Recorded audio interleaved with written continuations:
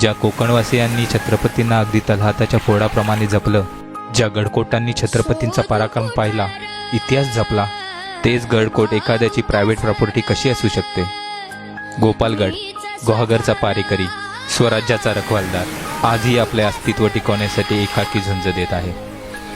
ज्या गडाने अनेक पिढ्या पाहिल्या, जो आपल्या पूर्वजांच्या पराक्रमाचा साक्षीदार आहे, जो संपूर्ण कोकणच्या अस्मितेचा भाग आहे, तो फक्त एका व्यक्तीचा कसा असू शकतो?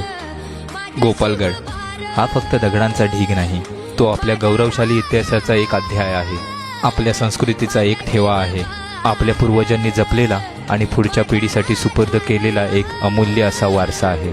आज प्रश्न फक्त मालकीचा नाही, प्रश्न आहे आपल्या इतिहासाच्या जतनेचा. कारण जमिनी विकत घेता येतात, त्यावर इमारतीसुद्धा उभ्या करता येतात, पण इतिहास निर्माण करता येत नाही. गोपालगड हा कोणी एका व्यक्तीचा नसून तो या मातीत जन्मलेल्या प्रत्येकाचा अभिमान आहे. म्हणूनच इतिहासावर हक्क सांगण्यापेक्षा इतिहास जपण्याची जबाबदारी अधिक मोठी आहे. गोपालगड एक किल्ला नाही, तर कोकणच्या अस्मितेचा आणि आपल्या सामूहिक इतिहासाचा अमूल्य असा वारसा आहे. जय शिवराय, जय शंकर महाराज.